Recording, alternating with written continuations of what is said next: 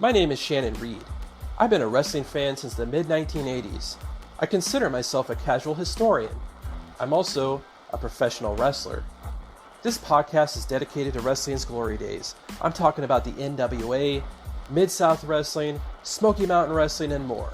Maybe you want to get extreme with ECW. Well, you can do it all right here on this podcast because we're going to have something for everybody. And yeah, we'll talk about modern wrestling as well. So tune in right here on Read This with Shannon Reed. Hello, everybody. Welcome to Read This with Shannon Reed, a classic wrestling podcast. This is going to be a very good episode. I got two special guests. First off, I'm going to have Brutal Bob Evans, a guy that has been all over the place, been wrestling for close to 30 years now, or right about 30 years. And he's been everywhere from Ring of Honor to WWE. He's been in with some of the biggest names that have come through the wrestling world, and we're going to talk about those today. I'll also be joined by Les Thatcher. When I had Les Thatcher join us for the Brian Pillman Memorial episode, we actually talked about some kind of bonus material, I would say, about the old days in the Southeastern wrestling territory and his days in Smoky Mountain Wrestling. So it's not a terribly long segment, but it's kind of a bonus segment with Les Thatcher that you'll see here today. I do want to start off by saying I'm very sorry to hear about the passing of two of wrestling's well-known competitors in New Jack and Don Kernodle. New Jack, you've heard me talk about him on here before when I did my ECW podcast with Coda. New Jack was my favorite ECW wrestler when I was growing up as a teenager. I loved the Gangstas ever since I saw them for the first time in Smoky Mountain Wrestling. The Night of the Legends promo that New Jack cut in Knoxville is still to this day one of my favorite promos ever in wrestling. I had a New Jack t-shirt, which I still have, and I was just always a big New Jack guy. Didn't agree with a lot of the things he did, of course, but as far as the promo and just the entertainment factor, was a big New Jack fan. I actually interacted with him on Twitter just a couple of days before he passed away. So very shocking, and I just want to send my condolences out to his wife and his family. Very, very unfortunate news. And then the other name that passed away, and we just got word of this yesterday, as at the time of this recording, was Don Kernodle. Don Kernodle is a guy I've met before, very nice guy. He's a former World Tag Team Champion in the NWA with multiple partners, including Sergeant Slaughter and Bob Orton, Ivan Koloff. Don Kernodle was always a very solid, sound, just a good wrestler, and he complemented Sergeant Slaughter very well. Their feud with Ricky Steamboat and Jay Youngblood was one of my favorite feuds in wrestling history. And I didn't even actually get to see it unfold until I was in my, I'd say, mid-20s when a videotape started to circulate called The Final Conflict and The Road to Greensboro. It was like a 2-hour compilation of just that rivalry between those two teams, and then the card where they had the big tag team cage match in the main event in Greensboro. I think it was March 12th or 13th of 1983. And the deal was if Steamboat and Youngblood lost, they would never team again. Just a really awesome match that was. I remember just, there's not enough footage of Steamboat and Youngblood as a team as it is. One of my favorite teams of all time. But it was really my first introduction I had to Don Kernodle. And he hung right in there with those guys. And he was, a guy that I'd always heard of as a very good wrestler. And when I saw him actually for the first time, he lived up to that. I know he was a police officer in his later years. But yeah, Don Kernodle, nice guy, very good wrestler. And I just want to again, send my condolences out to the family of Don Kernodle. Don Kernodle and New Jack will both be very missed. But without further ado, I want to go ahead and get this episode started with my special guest, Brutal Bob Evans. All right, everybody, welcome to Read This with Shannon Reed, a classic wrestling podcast. Joining me today is none other than Brutal Bob Evans, a guy that's been all over the wrestling world. How you doing today, Bob? I'm doing good, my dear friend. How are you? Are you technically in Missouri, or where are you? I'm in Missouri. I know I'm right on the border of Missouri and Kansas. I work in Kansas, but I live in Missouri. Awesome. Well, greetings from the great state of Massachusetts. And I was just near you a couple weeks ago when I went to visit my buddy Billy Simmons, and we were in Hutchinson, Kansas. And flew out of Kansas City. So we were right around you at the time. So got some good food in the city, and with my buddy Kit Reaver, and we were out there and we had a great time. And I look forward to, when you guys open up again, I look forward to seeing you guys again. So yeah, I'm looking forward to getting back in there with the guys at the Extreme Wrestling Center. And the airport in Kansas City is actually about 6 minutes from my house. I'm pretty close to it. Cool. Yeah, they're expanding it like crazy, I guess. I saw a whole bunch of construction going on, and it's quite congested. So I'm glad for a little airport. I think they're starting to do a lot of business. So I'm glad they're building it out and making it a little easier for everybody. I'm sure once it gets done, it'll be a lot better for all. Right. So I wanted to start out by just kind of asking you, and you've probably been asked these kind of questions a lot, but it'll be new to me. Okay. When you were growing up, did you watch wrestling? Like what kind of wrestling were you watching? Yeah, I grew up. I watched. I was kind of a victim, or an early adopter of the Hulk Hogan era. Hulk Hogan and Roddy Piper. Those are the two guys that got me into wrestling, and the rest of the crew kind of joined in. Tito Santana, Mr. Wonderful Paul Orndorff, all those guys. The British Bulldogs and Our Foundation and all that. So probably late '84, early '85, I really started to get into it a lot.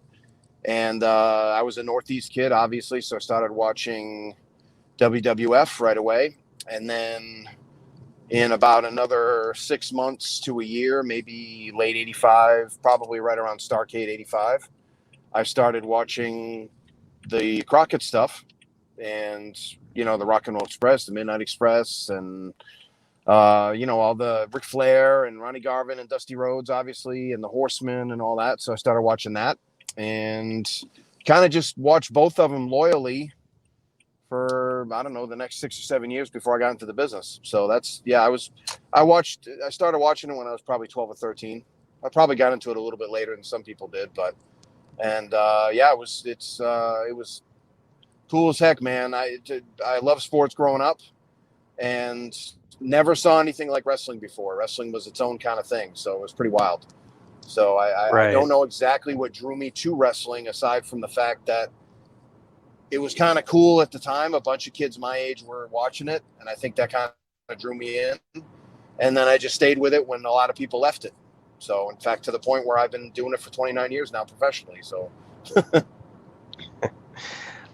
did you get the chance to go to any shows? Yeah, the first show I went to was the second ever Superstars of Wrestling taping. It was in August of 1986. It was either right before or right after that big Toronto show they had, that big house show they drew. I think they called it the big event, where they drew like 70,000 with Hulk Hogan and Paul Orndorff. And Hogan and Orndorff were on top in Providence too. That's where I went. It used to be the Providence Civic Center. Now it's the Dunkin' Donuts Center in Providence, Rhode Island. And but it was cool as heck. I got to see that. I got to see Cactus Jack Mick Foley writes in this book about getting his teeth smashed in by the Bulldogs. That was that day. So I told him that was the first ever show I saw, and he gets a kick out of that when I tell him that story. So got to see the debut of Coco Beware and got to see Jake the Snake Roberts give Tony Gurria a DDT, and I guess Tony didn't feel like taking the snake, so they rolled him out before Jake got a chance to put the snake on him. So it was pretty funny. It was one of the few times the underneath guy got away from Jake. Yeah, yeah. So It's funny you mentioned the Mick Foley Bulldogs thing, because I was just listening to the Jim Cornette podcast, and he had the Dark Side of the Ring creators on there. And I guess Foley is going to be on the Dynamite Kid episode this season talking about that. Yep. Yeah, that was from Providence. That was probably aired 2-3 weeks into September, because they were about 3 weeks behind. And it didn't look like I watched the match since. It doesn't really look like anything if you're not paying attention. If you don't know the story, I don't even think you notice it. So, but I know Mick did. He noticed it. Yeah. Yeah. So what made you decide to become a pro wrestler, and who did you train with? I was I started really started thinking about doing more with it maybe when I was 16 or 17, and we had started doing some backyard wrestling with a buddy of mine, Cody Boynes, out of the other side of Massachusetts. And he was doing some kind of, not backyard wrestling, but putting it on public access. He was doing it more for a joke, like a comedy thing. But I was kind of really loving loving doing it and saying, yeah, maybe I can do a little more with it. I had a little bit of athletic ability, not a ton, but I really had a love for the business. But the only school around me was the Killer Kowalski School in Malden, Mass, which is about an hour away. And I couldn't really see myself driving. I mean, I drive past Malden every day now for my work. I mean, I do all kinds of miles for my work now. I'm a courier, but at the time when you're a kid, just getting your license, you don't really think about that. That seems like a million miles away. So I was still kind of contemplating my next move. And then a college buddy of mine, Mark Amaral, we decided to do some backyard wrestling of our own and put it on public access. We rented an elementary school after hours and did tapings, and I used formats very similar to the formats I would use today if I did TV. And we just did our little tapings with some of our friends. And when I put it on public access, I put my phone number there, my home phone number of all places. Can you believe it? And I said, if you want to wrestle with us, give us a call.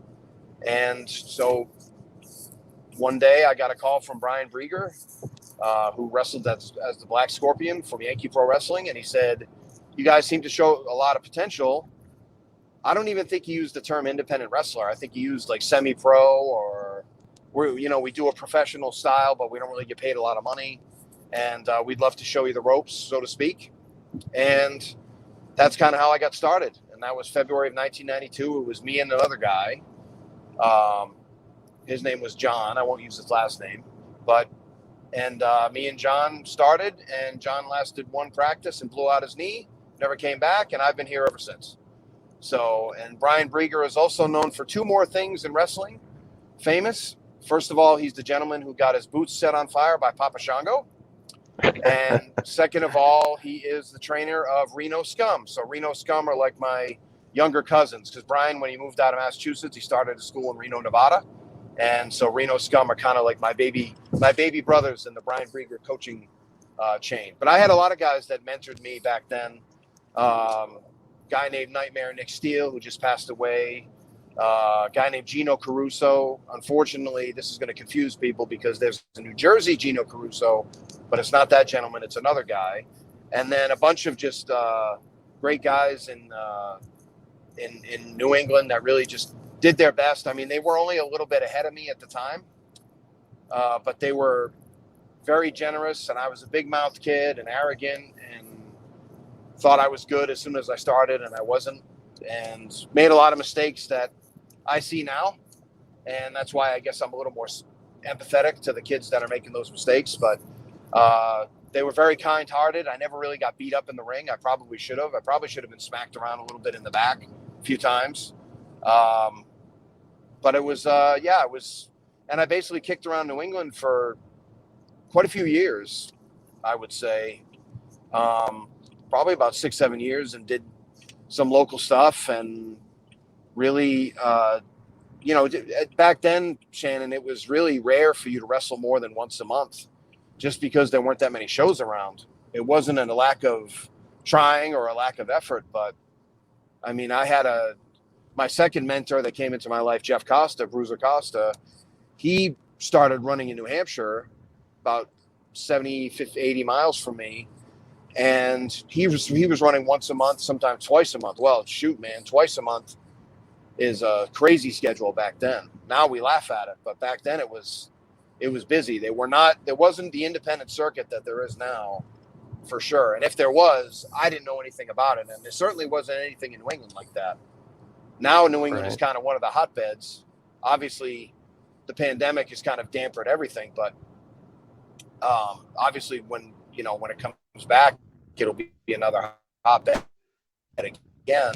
But there was no such thing as an independent circuit, really. I mean, you couldn't string together 5-6 shows in a month. That just wasn't realistic, unless you traveled probably hundreds of miles and knew other people. But there was no internet. It was a small circle at the time, and I didn't really do much for branching out. Right.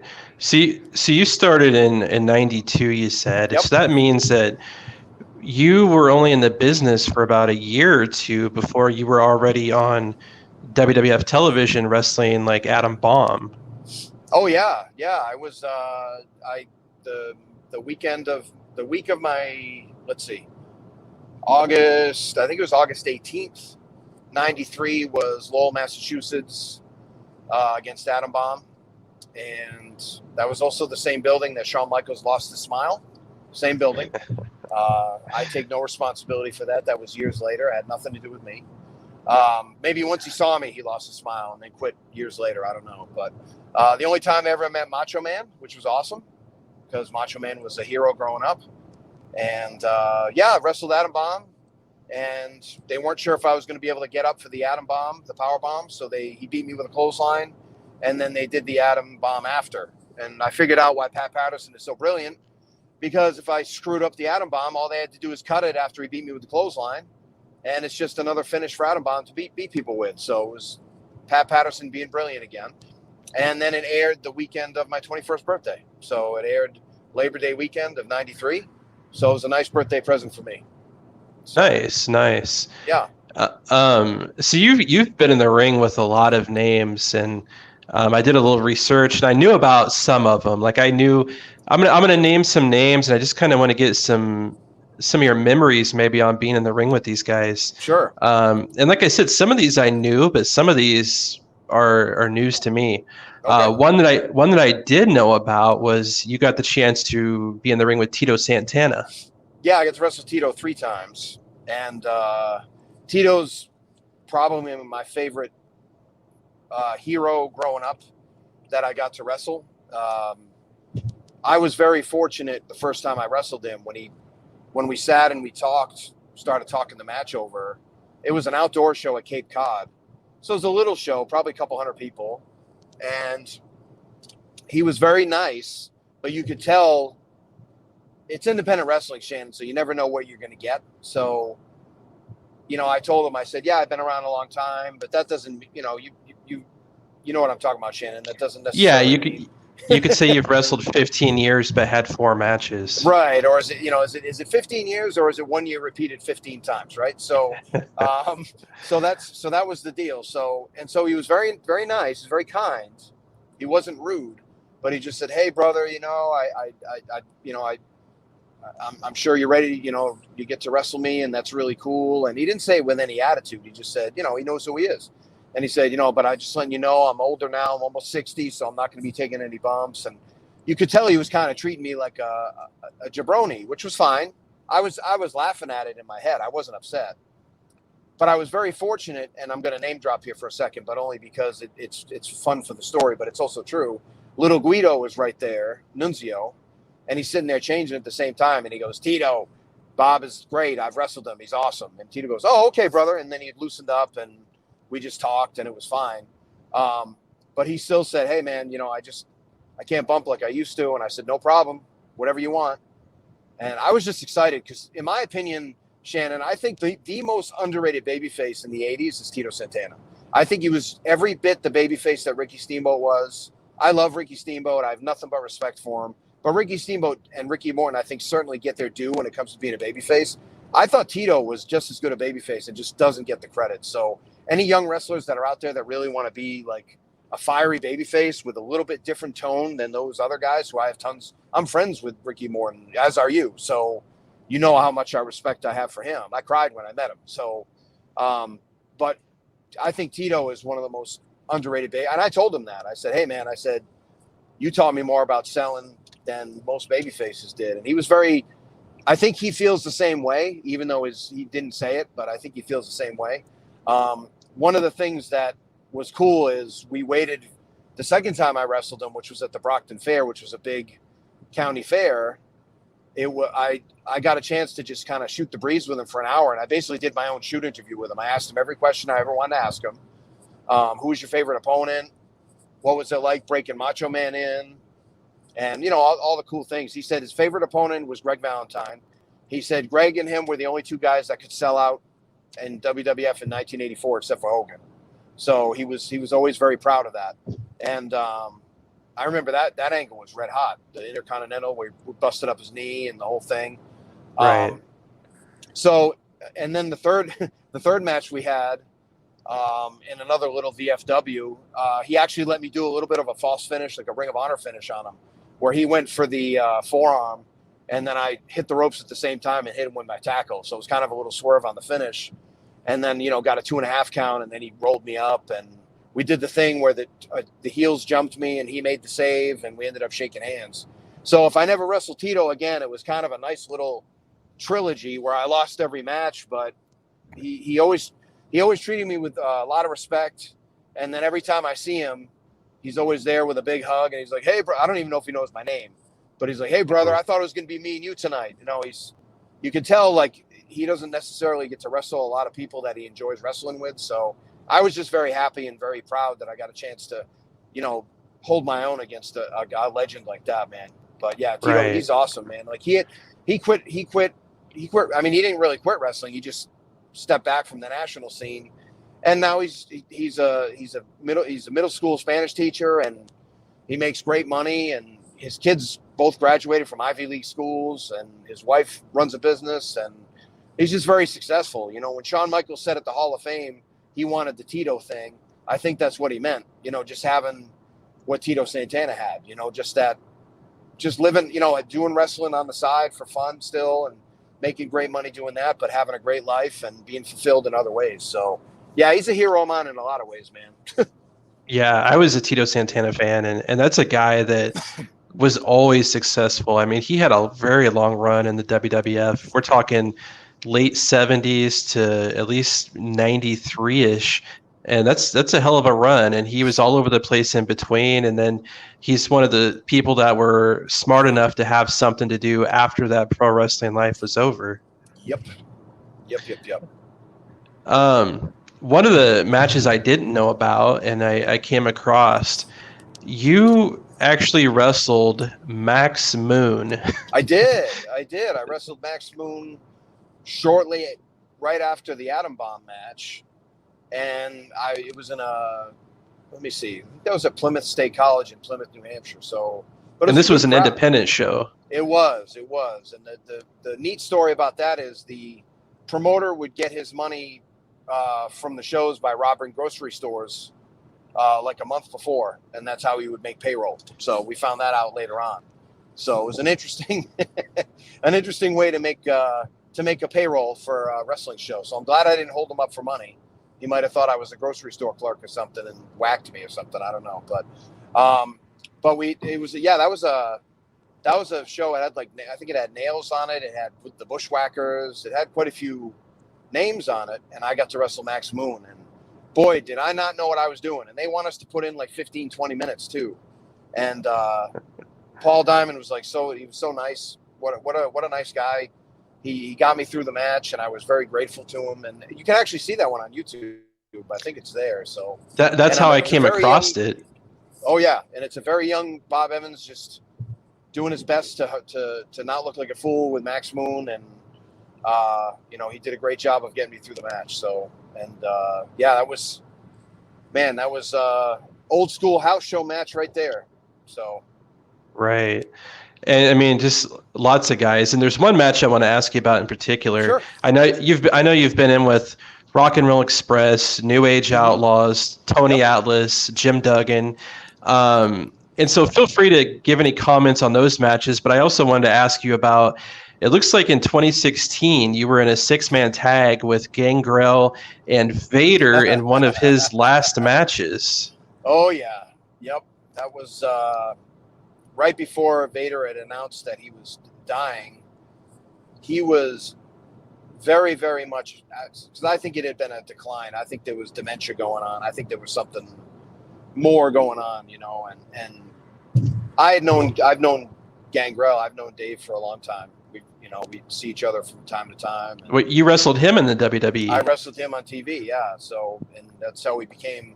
And then I used to go to TV all the time, so we'd see each other, and then we'd see each other on indie shows. And he was always very nice. He still can go, man. He's 50, and he's probably a little bit older than 50. And he's a badass. He can still go like he could when he was 30. So he's and he runs a great school in the Miami area. Go check it out if you're in that area. It's I put my name behind it, and he's trained some really good kids, and he's just a good dude. But anyway, so yeah, you could tell there was something going on with Leon, because it was just, he was having trouble just retaining just simple information, and it was funny at the time. It's not so funny now, but it was really frustrating because we had to tell him everything to do. He couldn't remember one thing. Like, he had no short-term memory, no long-term memory. I think there was some medication going on at the time. Like I said, there was a decline there. It's probably the most bizarre situation I've ever been in as far as wrestling goes, because we were all just trying to hold it together, because you're paying respect to a legend, and you're trying, we're not trying to make him look bad. I have no interest in making anybody look bad. He was our partner, so we're trying to look good. And, the heels on the other side are trying like crazy to make him look good. Nobody was disrespectful. I think we were all frustrated, but I don't think we were mad, because you could tell something was up. So that was, that was easily top 3 most bizarre circumstances I've ever been in. But it was, it was still a memory, and it's still an honor to have teamed with him. And I finally got to team with Gangrel, and like I said, he can still go like crazy, man. He's great. So, but yeah, that was a bizarre circumstance.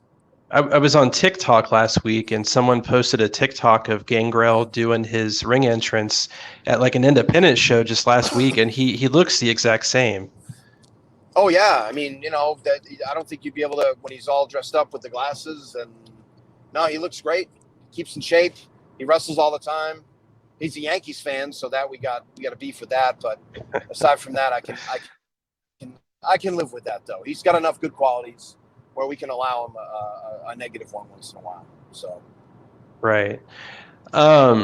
So tell me about this week that you had many years ago where you wrestled 60-minute matches for like a week straight. Yeah, I actually did 2 of them. The other one doesn't really get publicized very much.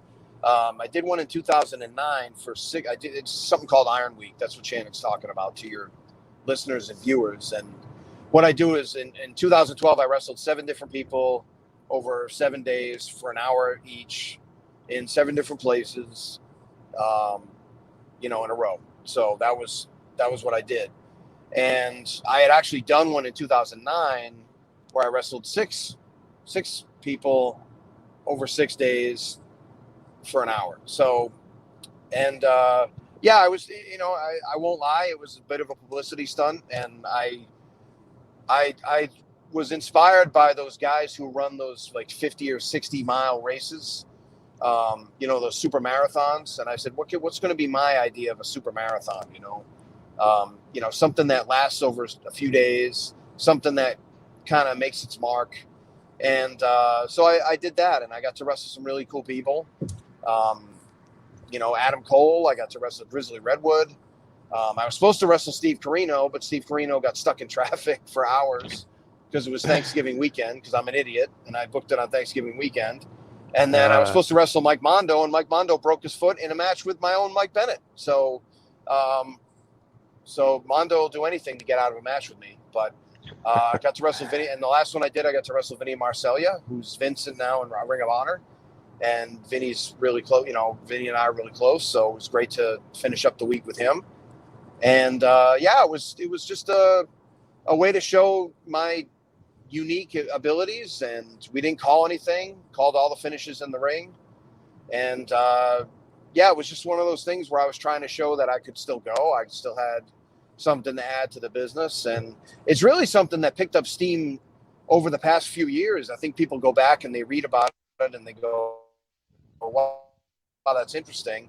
At the time, it was, it got some publicity, but it didn't get the publicity I wanted to. I'm still toying with the idea of doing another one this year or next year. I want to do this one for charity, though. So I want to do it where I'll go to 7 different places, and then I'll do a charity, and then my opponent will do a charity, and we'll split the money that gets donated, and we'll do it that way. So that'll be cool. We'll do it that way. I've talked to a few people, and I've gotten a lot of decent interest. And I better hurry up, because a lot of the people that said they would do it keep getting signed. So maybe it's like one of those good luck things. If I challenge you to an Ironman match and you get signed, so maybe that's what it is. It used to be hangs with Bob, gets better. Now it's challenges Bob and get signed. Who knows?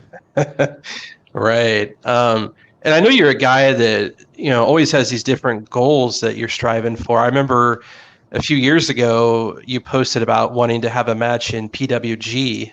Yes. Yeah, it didn't happen, but it doesn't mean it won't happen. It's I'm still hopeful. I stepped away from that goal because other things got busier, and it wasn't my mission at the time. I truly believe that you need to follow where you're being led instead of trying to fight it. So, and then my passion and the people I'm mentoring are in different places right now. And I hope to find my way to PWG and do something there if it makes sense. I'd love to, but and I still wouldn't mind doing some super indie stuff. The first couple matches I've had back, we've had a super indie flavor to it to a degree, and it's worked out well. So I'm excited to jump back in and see if that is still a goal for me. Right now, it isn't, but that doesn't mean that it won't be in the future. So. I wish them well, and like I said, I'm not even on their radar to have them say no to me. But maybe that'll happen down the line. I know there were a couple super indie groups that were, interested in me, and every time Tim and I have gone to do some super indie stuff, we've gotten over as well as anybody else. So it's our style can apply to everywhere. So I'm very confident that we can make that work. So, well, you guys wrestled a match for Impact, right? Wrestled a match for Impact. Yep, we sure did, and that went well. They didn't really see where they could fit us in, and we traveled to a couple different tapings, and they didn't really have anything for us, so we kind of stepped back from that. But like I said, I have tons of friends in Impact. I'm actually going to be doing a seminar with D'Lo Brown in another few weeks in Denver, not too far from you, and so that'll be fun.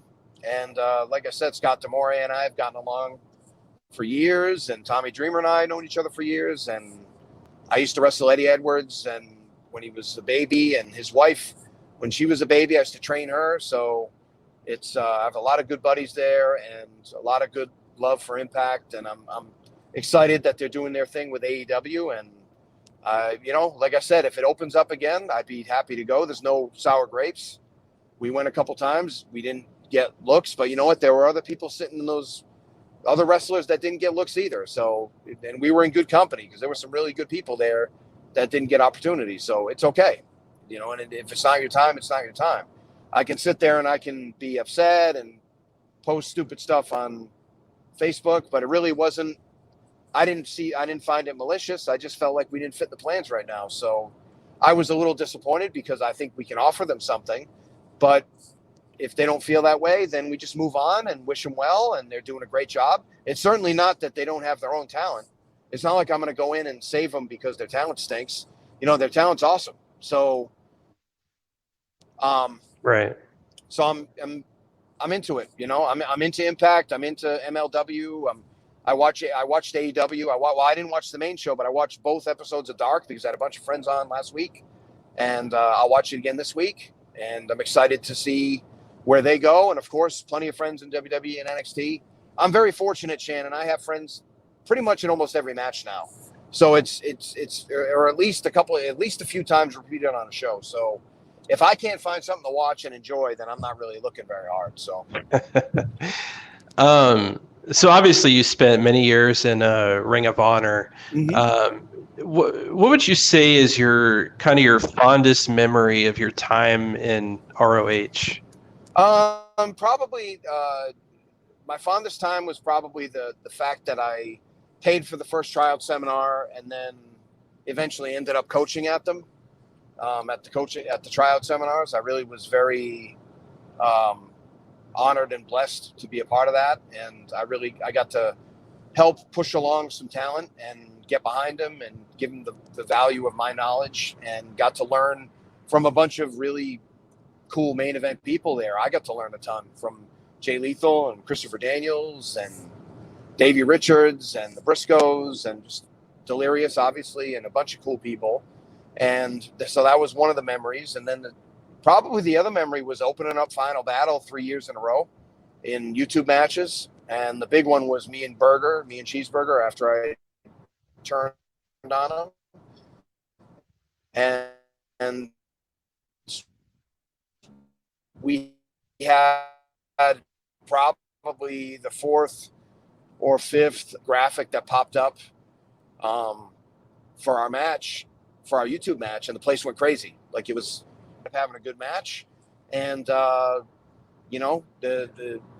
Burger pinned me and moved on to bigger and better things, and now he's a teacher too. He's a trainer. He's doing a great job at his worldwide dojo in Bristol, Pennsylvania, where the old Ring of Honor dojo used to be, and he's doing great, and he's become a leader in that locker room, which I think is fantastic. So I moved on from Ring of Honor after 8.5 years. I wasn't supposed to last 6 months. So for me to stick around for 8.5 years, and you know what, Shannon, like I learned throughout that process that I wasn't a main event guy. You know, I was a guy who was, the 25th man on the roster. I was, the guy that would float up from the minor leagues, the guy that was the career minor leaguer that would come up and, play in the last few games in September, something like that, or come off special teams, come off the bench, that kind of a thing.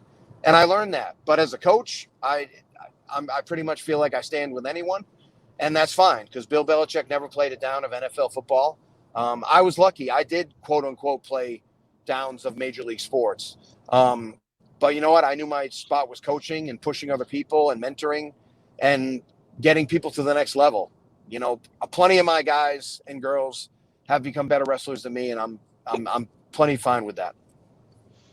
Yeah, I had the privilege of coming to 2 of your seminars that you did here in Kansas City at the Extreme Wrestling Center, and one of them was at the Alamo Draft House, actually, before a show. And I was just super impressed, not just with you would sit down with us and you would have us like cut a promo or just something in the ring, and you would just explain to us, like you would talk to us as a human, as a peer. You would give us advice, and you never know how brutal Bob Evans is going to be when he comes to town for the first time. You're thinking, is he going to have us doing like 1,000,000 squats and that kind of thing. But I was like just super impressed. Like you had a connection with every student there. You showed that you cared. You weren't just there to collect a check. You were there to really serve everybody that came to those seminars. Yeah, I'm a big fan of servant leadership. And plus, like, I really just kind of watched the seminars I didn't like, and I'm not going to name anybody because it's not fair to them. They're not here to defend themselves. But in my opinion, I saw a lot of old timers just coming and bitching at you guys and just saying, you guys don't know how to work. There was a lot of sarcasm. There was a lot of back in my day. And man, you guys, this would never happen back in the day. I guess you don't know how to wrestle. And well, yeah, they don't know how to wrestle. That's why you're in here. You're here to try to help push them forward and spark them to learn new things and move on and be a part of this business. And one of the things I did was I just looked at what everybody was doing that I hated, and I just did the opposite. And some of the people that were great seminar people and would sit and take the time with me, I just copied them. Ron Simmons, Terry Taylor, Dr. Tom Pritchard. These people would have time for you. They'd sit with you. They'd remember your name. Maybe not the first time, but the second or third time they would. And I'm not saying that I'm super famous, but in the seminar field I am, and I visit and I go a lot of places, and it is tough to keep track of the names sometimes, it really is. So, but I try to have a connection with everybody because I don't want people to think that you have to be a carny BS guy or you have to be a bitter old timer. I've never been bitter, man.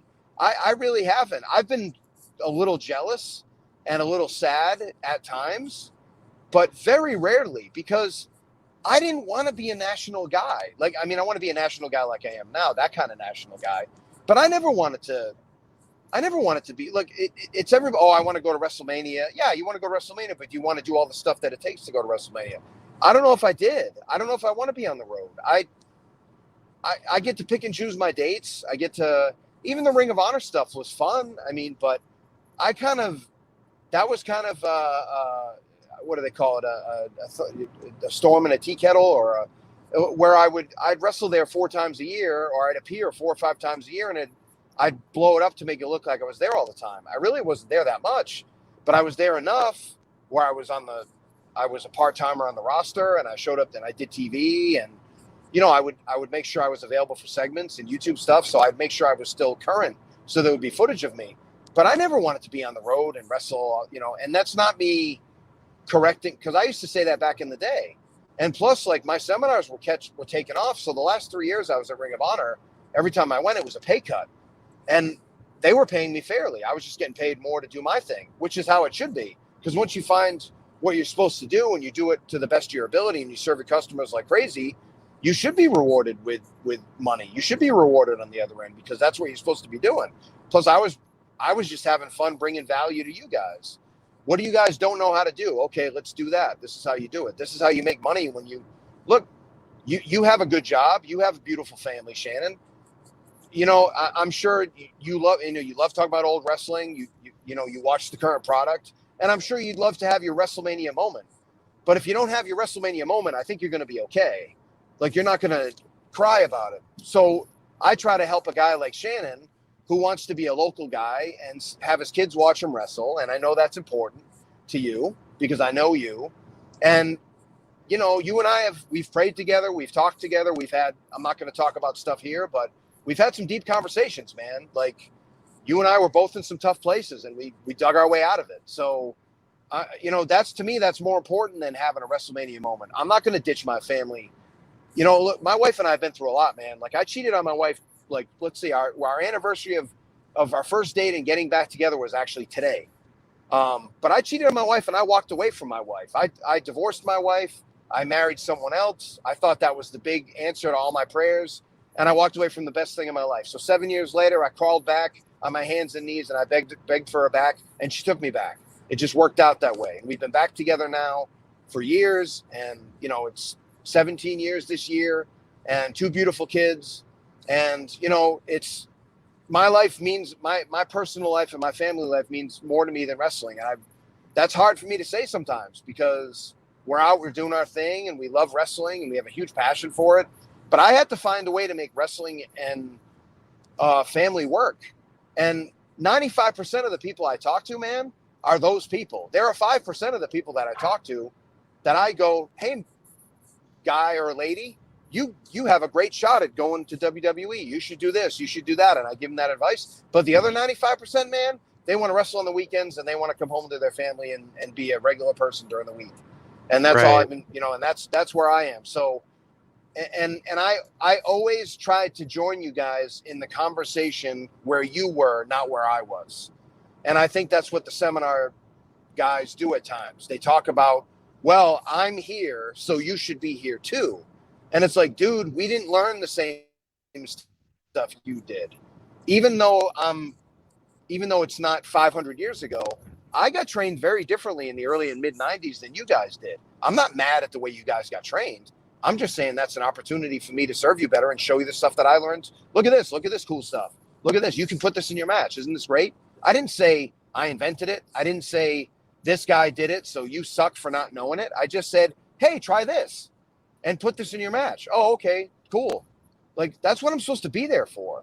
So I got very frustrated with guys kind of, the whole back in my day, and I can't believe you don't know this, and don't you know how to work? And okay, but don't, after that, once you say all that sarcastic stuff, now what?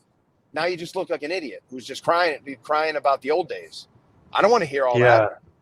If I'm a young guy, teach me, show me. One of the things I always appreciated about you, and it's kind of what you said, I am a local guy, and I'm very self-aware of my capabilities and what I want. I have a family. I'm a registered nurse. I have a career.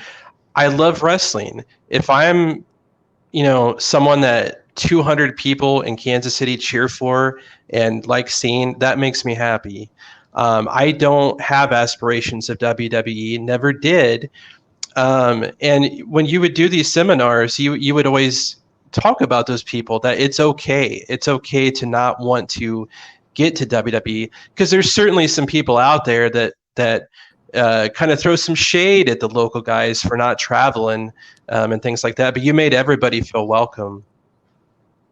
Well, and I encourage people, you too, but I encourage people. It's on YouTube. It's called Acres of Diamonds. It's a story by Earl Nightingale. It's actually not Earl Nightingale's story, but it's a story by a minister from years ago.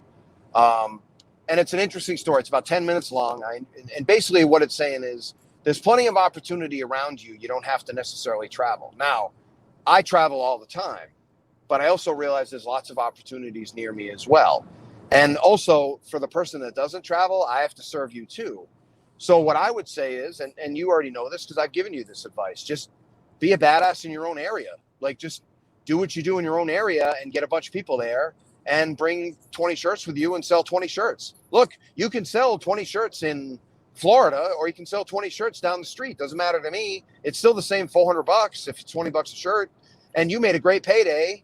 And, as a registered nurse, you make good money. So hopefully you've replaced that payday with your wrestling money. And gee, man, to bless your family with a little extra cash, maybe you worked at an early shift at the nursing and you didn't even lose any hours. Now wrestling is gravy. So now you make a couple $100, and now you can pay the car payment this month, or you can pay the cable bill or the phone bill, or you can just take somebody out take your wife out for a nice meal and have some money left over and not bite into the family budget. What's wrong with that? To me, that's still winning. That's still wrestling giving you something. And that's still wrestling working for you instead of you being a slave to wrestling, which was something for years that I had trouble doing, and finally had to just figure it out because my wife was like, you're not taking any more money to do wrestling. You're going to have to figure it out for yourself. And it was, my wife Shannon she's a very quiet woman. She's very soft spoken.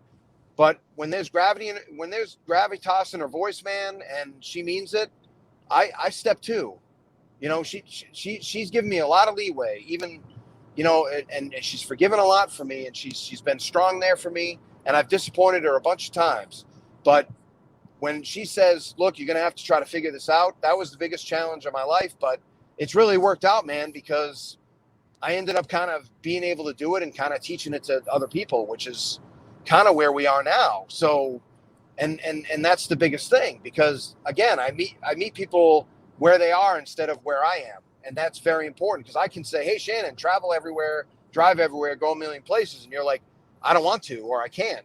And then I go, okay, well, here's plan B. And you go, okay, well, that's a lot more realistic. What's wrong with that? I've seen you have your own gear on right now, man. I know people that wrestle 50 times a year and don't have their own merch. And I pull my hair out, even though I don't have much left. like you, but I pull my hair out, whatever I have left, and I go, you guys are missing out. Like, if you make $100 a show, you've just lost $5,000 a year. That's a lot of money for most people. So, Right. and there's opportunities all around you. So you're a perfect example of one of the people I can help. But if I just And you know scream what? at you and travel everywhere, you're going to receive that message and you're going to understand it. You're not a dumb person, but then you're going to go, but yeah, it's not for me. I don't do that. Yeah. And you know what? I did have my WrestleMania moment. I teamed with my favorite wrestler since I was 6 years old, Ricky Morton. Yeah. And I would choose that over being on WrestleMania and being given the belt any day of the week. Yeah. Heck yeah. I mean, and Ricky's awesome and the man. So we all know that. And like I said, I cried when I met Ricky Morton, man. Like a New England guy meeting Ricky Morton. They weren't like the guys in North Carolina and Virginia. They were kind of laughing at me because it's just Uncle Ricky showing up to another show. Because Ricky wrestles 100 times a year now, So I mean, it's he'll go anywhere and he'll wrestle anywhere and he's all over the place. But at the time, you got to remember, he didn't come up to our area. He didn't come up to the Northeast very much, barely at all. He had his Right. first. Him and Robert had their people because I did a piss poor job of promoting it, and that's on me. But they didn't care; they were happy. Brought him in for a seminar.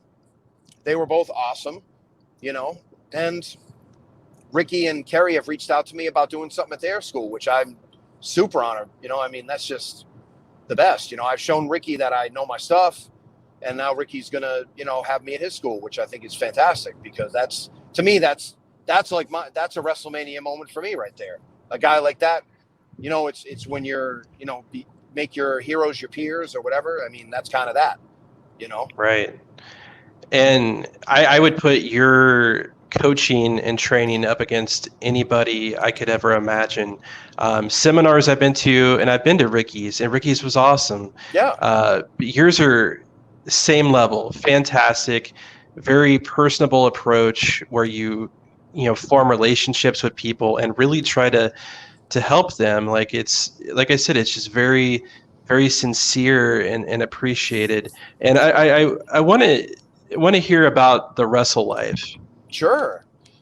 Well, it's, you warned me I would be talking about it today, and I might have some things to say about it, but, but there's, it's basically the next natural extension of what I'm doing. I mean, I've done the Hangs with Bob stuff for 5-6 years now. And then with this crazy pandemic stuff that's been happening to us, and man, do I have respect, you being a registered nurse. I deliver to nursing homes every day, man.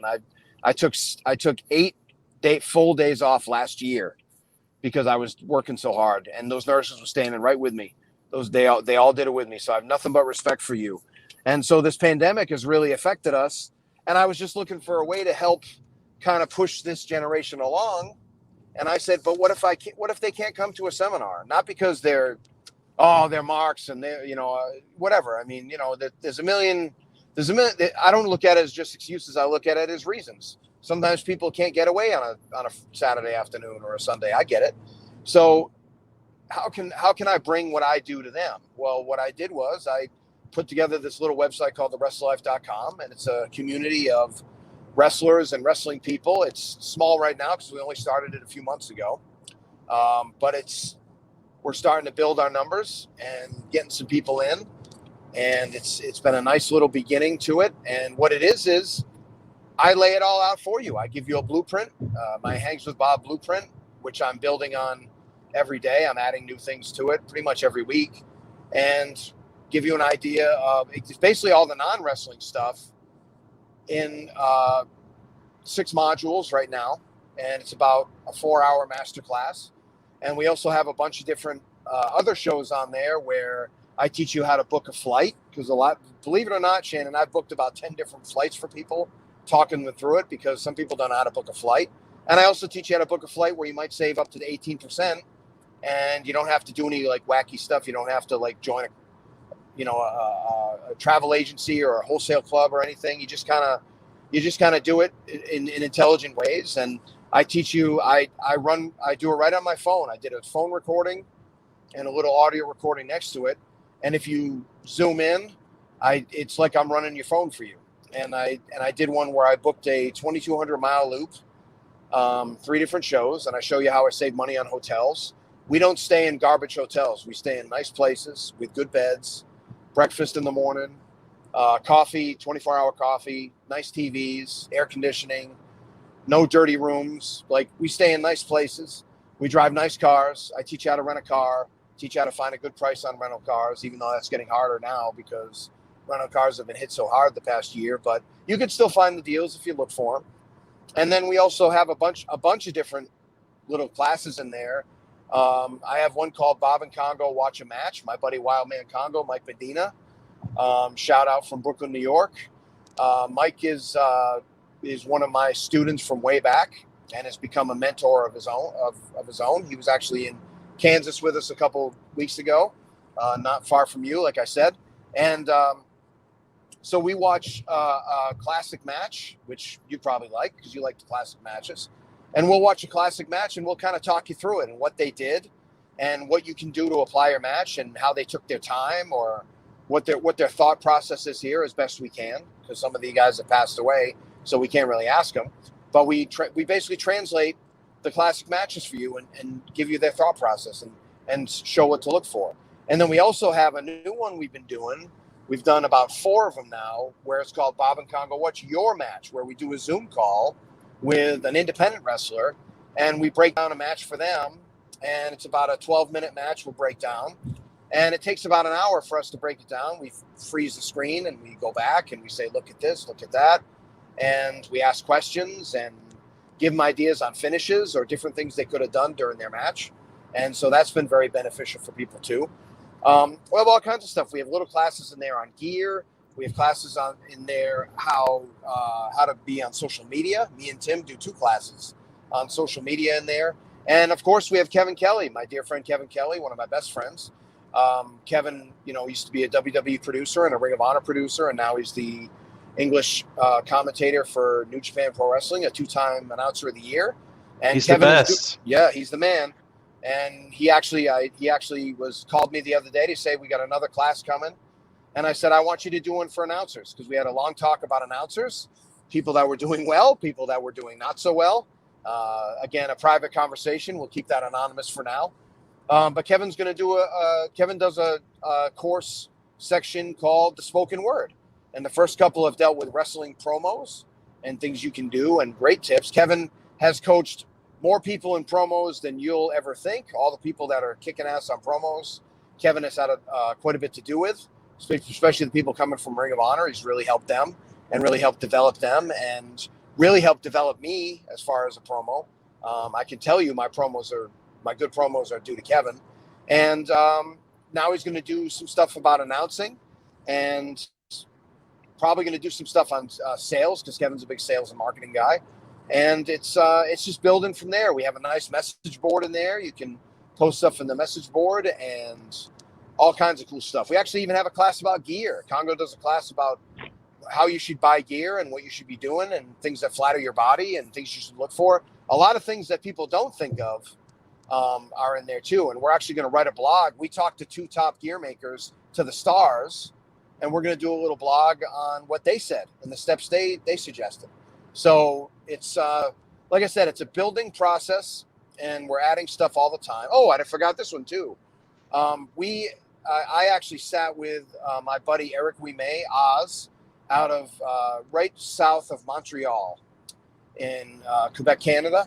And Oz is a promoter who regularly draws 600 people pre-pandemic, but I guarantee he'll be back to that again.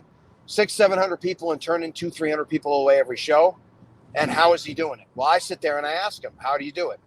And I'm the first person that sat there and asked him how you do it. And we put that right on the site, and people can check that out. And it's, I'll tell you what, a lot of it is common sense, but common sense isn't so common these days. So we have quite a bit of stuff on there now, and we're adding stuff all the time. Awesome. It sounds really versatile, like whether you're a wrestler, announcer, promoter, it seems like you kind of got something for everybody. And I don't want you to listen to me. I've said nothing about how good I am. I think I'm awesome, and you think I'm awesome, but we may be full of crap, right? So why don't you go on there and look at I have over 20 referrals on there. I have an 8-minute video of independent wrestlers telling you all about it. I have national names on there. I have Anthony Green, August Gray from NXT. I have Mike Bennett, obviously. That's I have HC Loke. HC Loke was a guy I met he was 25 years in the business, and he says he still follows me. He said he loves learning new things every day. And of course, we have my buddy Jack Parker from Arkansas, not too far from you. Jack bubbles up into Missouri and Kansas once in a while.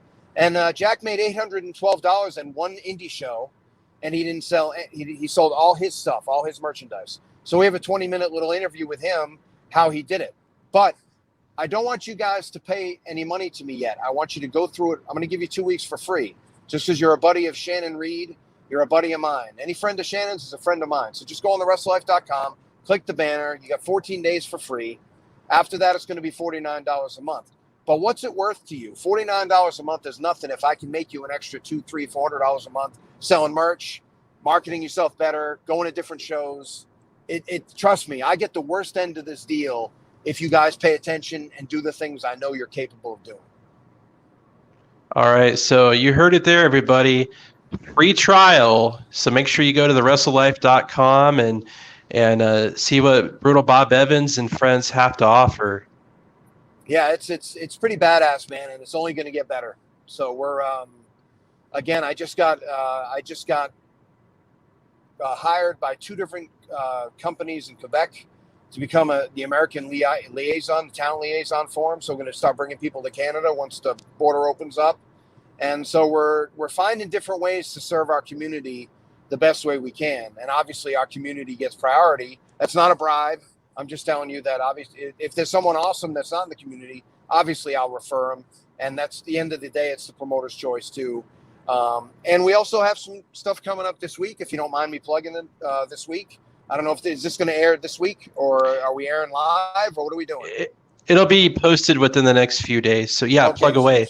So perfect. We have, and again, not too far from you, within driving distance, but I'll be at my buddy Cody Hawk's, the Future Great Wrestling in Hamilton, Ohio, right near Cincinnati, Friday the 21st, which is this weekend.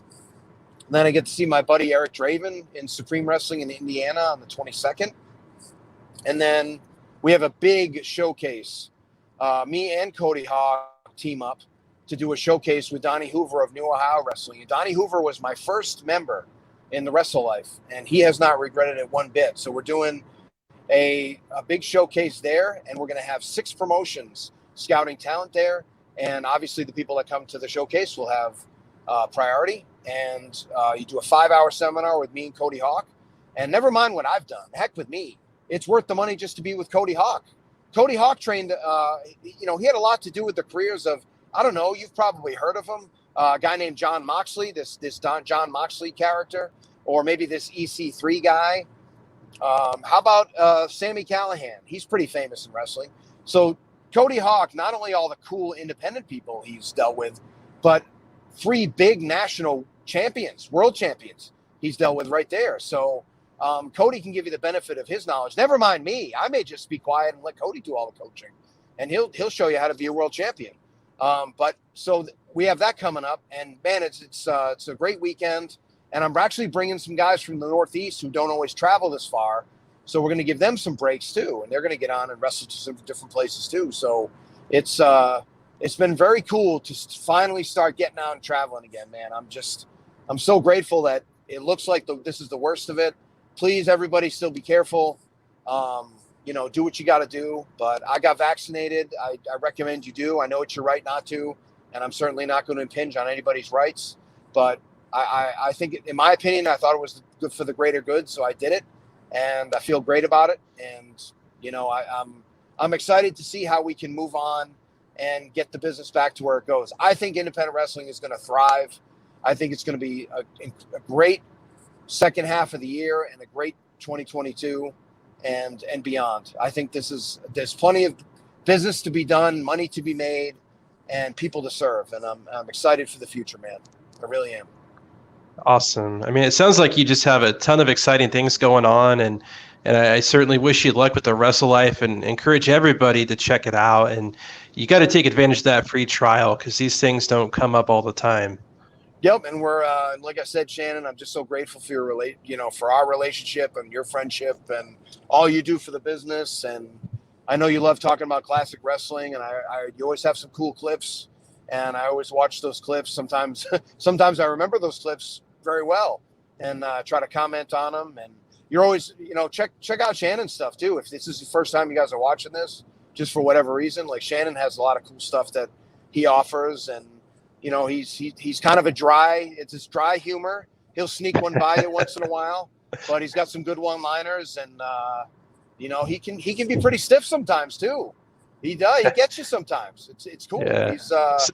He's especially with old Jay Savage. Well, it's Jay Savage. What are you gonna do? Jay Savage is he's tough. He's tough sometimes. He's got a beautiful wife and beautiful babies at home, but he's ugly. I don't know why his wife stays with him. She should be with somebody else better looking than him, I think. Absolutely. And lastly, I want to say that one of the other things I think is really cool about, being friends with you and following you is just, you're so inspirational in the things that you post. And one of the things that I always remember when I try to remember how to be with people is your Roddy Piper story. Oh yeah. That's great. I actually met Piper I met him very late in his life, and I was very fortunate. I got to meet him, but he basically touched everyone he met. Everyone he met got a personal. He taught me a lot about how to connect with people. I think I met him, and it was right before he passed. So I'm talking months before he passed, and he was, just treated everybody with respect, had something kind to say about everybody, always had a smile on his face. And I just said, "Hey man," I said, I know you hear this, but you and Hulk were the two guys that got me into wrestling."